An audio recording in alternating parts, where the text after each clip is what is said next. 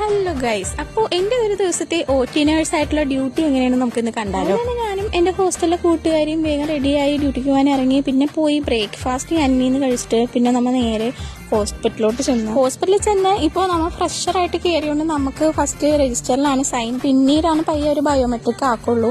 അങ്ങനെ കുറച്ച് ക്യൂ ഒക്കെ നിന്ന ശേഷം സൈനൊക്കെ ചെയ്ത് പിന്നെ ലിഫ്റ്റിൽ കയറി നമ്മൾ നേരെ OTയുടെ ഉള്ളിലോട്ട് പോവാണ്.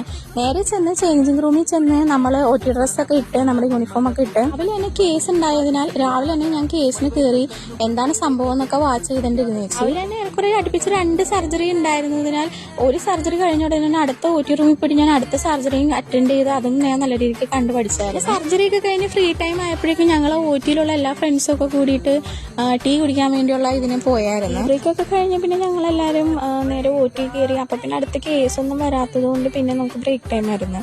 അപ്പോഴേക്കും ഞാൻ അവിടുത്തെ ഇൻസ്ട്രുമെന്റ്സ് ഒക്കെ എടുത്ത് പഠിച്ച് അപ്പോൾ എനിക്ക് അവിടുത്തെ ചേച്ചിമാരൊക്കെ എനിക്ക് അത്യാവശ്യം ഇൻസ്ട്രുമെന്റ്സ് കാര്യങ്ങളൊക്കെ പറഞ്ഞു തന്ന് അതെല്ലാം എടുത്ത് കാണിച്ചു. ബ്രേക്ക് ആയപ്പോഴേക്കും ഞാൻ ഞങ്ങളുടെ ഹോസ്റ്റലിലെ ക്യാൻറ്റീനിൽ ചെന്ന് ഫുഡൊക്കെ വാങ്ങിച്ചു. ഇവിടുത്തെ ഫുഡൊക്കെ എനിക്ക് ഇഷ്ടപ്പെട്ട് അത്യാവശ്യം അടിപൊളി ഫുഡാണ്. കഴിഞ്ഞ് നേരെ OT ചെന്നപ്പോഴേക്കും അവിടെ ഒരു ഉച്ച കഴിഞ്ഞൊരു കേസ് ഉണ്ടായിരുന്നു. അതിന് കയറി കേസൊക്കെ അത്യാവശ്യം കണ്ടു. ഈ ടൈമിൽ എല്ലാവരും എല്ലാം ഒതുക്കി വെക്കലും രജിസ്റ്ററൊക്കെ ഫില്ല് ചെയ്യലും പരിപാടിയൊക്കെ ആയിരുന്നു കൂടുതലും.